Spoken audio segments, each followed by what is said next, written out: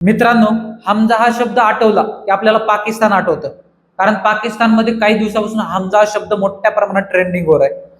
जेव्हापासून धुरंधर मूवी हा रिलीज झालेला आहे तेव्हापासून पाकिस्तानमध्ये वेगवेगळ्या घटना घडत आहेत. त्यामध्ये एक घटना घडली, काल जो आमिर हाजमा मारला गेला, तो आमिर हाजमा कोण होता, त्याचा भारताशी काही संबंध आहे का, आणि त्याचबरोबर त्याला कोण मारलं, अशा भरपूर साऱ्या गोष्टी आहेत त्या आज आपण या व्हिडिओच्या माध्यमातून पाहणार आहोत. नमस्कार मित्रांनो, मी अमर मोरे, तुम्ही पाहताय क्लिक ऑन. ही घटना घडली आहे 16 एप्रिल 2026 रोजी. हा आमिर हाजमा एका टीव्ही शो मधून बाहेर पडला होता आणि आपल्या कार मधून तो जात होता. अचानक मोटरसायकलवरून दोन तरुण आले आणि कारवर अंदाधुंद फायरिंग करू लागले. हमजा सोबत या कारमध्ये पाकिस्तानचे माजी न्यायाधीश नजीर अहमद सुद्धा होते, परंतु नशिबाने ते बचावले गेलेले आहेत. परंतु हमजाला भरपूर साऱ्या गोळ्या लागलेल्या आहेत आणि लगेचच तेथील जवळच सैन्याच्या हॉस्पिटलमध्ये त्यांना हलवण्यात आलेले आहे. त्यांची परिस्थिती जखमी आहे, म्हणजे गंभीर झालेली आहे खूप. विचार करण्यासारखी गोष्ट आहे मित्रांनो.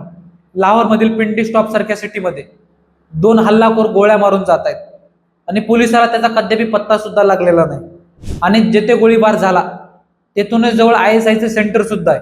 म्हणजे सध्या IS वर मोठ्या प्रमाणात प्रेशर वाढलं गेलेलं आहे. मग हा गोळीबार नक्की कोण केला, हा हमजा कोण आहे हे समजून घेणं सर्वात महत्वाचं आहे.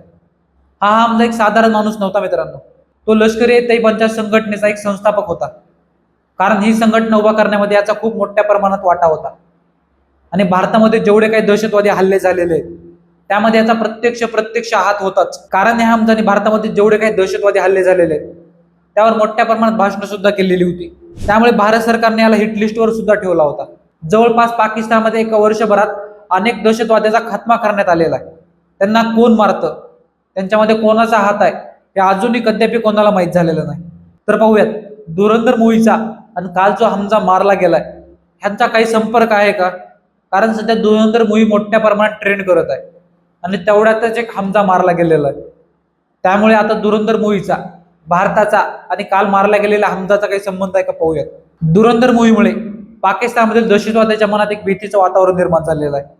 कारण गेल्या वर्षभरात जेवढे काही दहशतवादी मारले गेलेले आहेत त्यामध्ये धुरंधर मूवी तेवढ्यातच रिलीज झाली. त्यामुळे आता पाकिस्तानमधील जे दहशतवादी आहेत त्यांच्यात भीतीचं वातावरण निर्माण झालेलं आहे.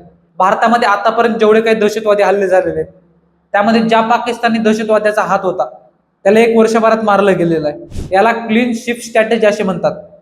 अमेरिका आणि इस्रायल या स्ट्रॅटेजीचा वापर मोठ्या प्रमाणात करत असतात आणि भारताने सुद्धा आता मोठ्या प्रमाणात या स्ट्रॅटेजीचा वापर सुरू केलेला आहे. शत्रूच्या घरात जाऊन त्यांच्यासोबत राहून शत्रूचा खात्मा करणे या स्ट्रॅटेजीचा एक भाग असतो. ज्या ठिकाणी हा हल्ला झालाय तेथून जवळच ISIचे सेंटर सुद्धा आहेत, म्हणजे सुरक्षित अड्डे सुद्धा आहेत ISIचे, आणि हा हल्ला तेथेच झालेला आहे. म्हणजे शत्रूच्या घरात आणि बेडरूम पर्यंत घुसून हा हल्ला करतायत. म्हणजे किती क्लीन शिप स्ट्रॅटेजी असं आपण म्हणू शकतो. त्यामुळे पाकिस्तानमध्ये जेवढे काही दहशतवादी आहे त्यांच्यात एक भीतीचं वातावरण निर्माण झालेलं आहे. पुढचा नंबर माझा तर नाही ना. हमजावर झालेला गेल्या वर्षभरातील दुसरा हल्ला आहे. पहिल्या हल्ल्यामध्ये हमजा वाचला गेला होता, परंतु जे हल्लाखोर आहेत ते आता पाठलाग सोडायला तयार नाहीत. म्हणजे पाकिस्तानमध्ये दहशतवादी संपवल्याशिवाय हे हल्लाखोर थांबणार नाहीत असं दिसत आहे. त्यामुळे पाकिस्तानला आता आंतरराष्ट्रीय लेवलवर तोंड दाखवायला जागा राहिली नाही. कारण पाकिस्तानमध्ये दहशतवादी सेफ नाहीये. त्यामुळे पाकिस्तानला आंतरराष्ट्रीय लेवलवर कोणत्याच प्रकारचा आरोप करायला सुद्धा जागा राहिलेली नाही. आणि मित्रांनो, पाकिस्तानमधील ही साफसफाई तुम्हाला कशी वाटली? हा धुरंधर मूव्ह कोणाचा होता आणि यामध्ये भारताचा हात आहे का? तुम्ही नक्की कमेंटमध्ये सांगू शकता.